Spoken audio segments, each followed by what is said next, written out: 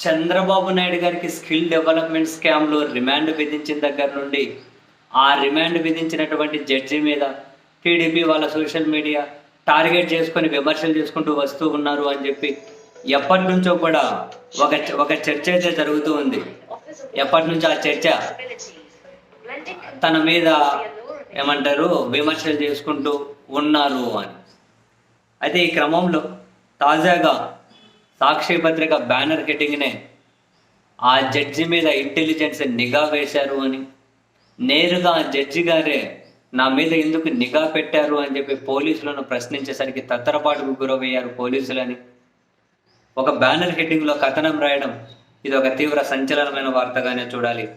ఇంటి పరిసరాల్లో మాటు వేసిన ఇంటెలిజెన్స్ అధికారులు, న్యాయాధికారి కదలికలపై ఎప్పటికప్పుడు ఆరా, న్యాయమూర్తులను బెదిరించే రీతిలో చంద్రబాబు సర్కార్ బరితెగింపు, తనపై నిఘా పెట్టారని వ్యాఖ్యానించిన జడ్జి అసైన్డ్ భూముల కేసులో ఛార్జిషీట్లు ఎందుకు దాఖలు చేయడం లేదని ప్రశ్న, చంద్రబాబుపై కేసులను నీరుగార్చేలా పోలీస్ ఉన్నతాధికారులతో లోత్రా వరుస భేటీలు, పోలీస్ వ్యవస్థను తన కంట్రోల్లోకి తీసుకొని దర్యాప్తు అధికారులకు దిశానిర్దేశం అని రాసుకుంటూ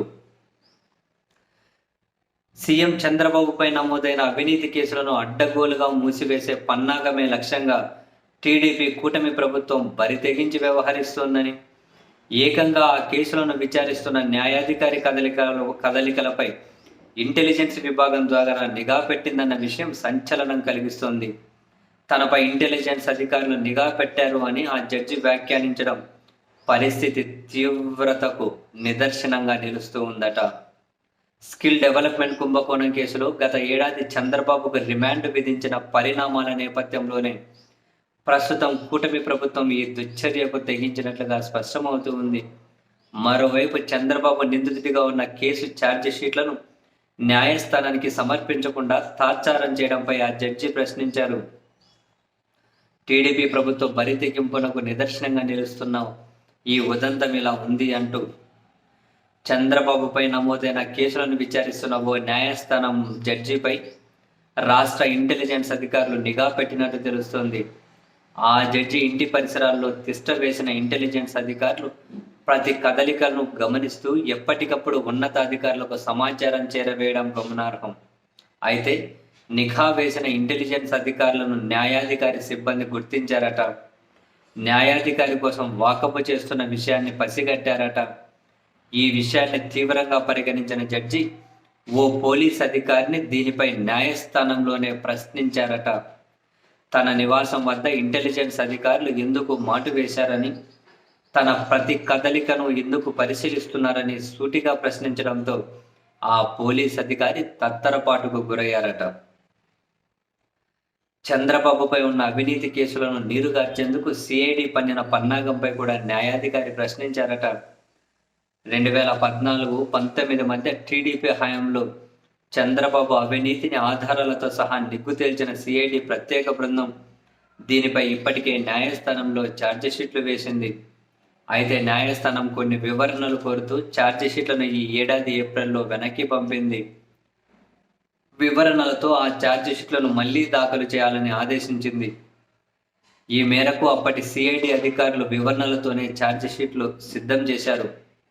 అయితే జూన్లో రాష్ట్రంలో టీడీపీ కూటమి ప్రభుత్వం అధికారంలోకి రాగానే కొత్తగా నియమితులైన సిఐడి ఉన్నతాధికారులు ఆ ఛార్జిషీట్లను తొక్కిపెట్టారు.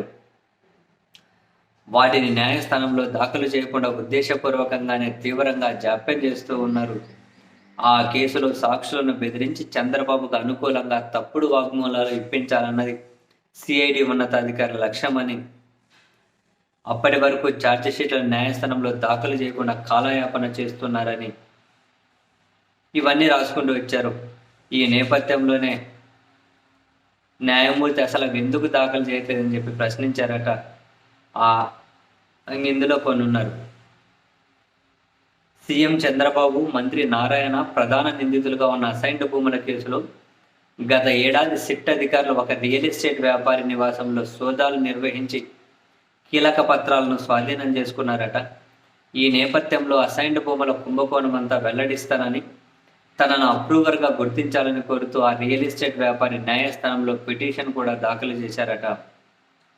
దీనిపై కొద్ది రోజుల క్రితం విచారించిన న్యాయమూర్తి అసలు సిఐడి ఇంతవరకు ఛార్జిషీట్లను ఎందుకు దాఖలు చేయలేదని ప్రశ్నించారు. ఆ ఛార్జిషీట్లు దాఖలు చేయనంత వరకు ఆ రియల్ ఎస్టేట్ వ్యాపారి అప్రూవరా లేక నిందితుడా అన్నది నిర్ధారించలేమని, ఛార్జిషీట్లను ఇంకా ఎందుకు దాఖలు చేయడం లేదని న్యాయమూర్తి ప్రశ్నించగా సిఐడి తరపున న్యాయవాది సరైన సమాధానం చెప్పలేకపోయారట. ఏకంగా న్యాయమూర్తి మీద నిఘా పెట్టారు అని చెప్పి వీళ్ళు రాసుకుంటూ వచ్చినటువంటి వార్త ఏదైతే ఉందో, న్యాయమూర్తి ఏకంగా పోలీసు ఉన్నతాధికారిని కూడా ప్రశ్నించారు అని చెప్పి రాశారు. మరి ఇది డెఫినెట్లీ చాలా సంచలనమైన వార్తని.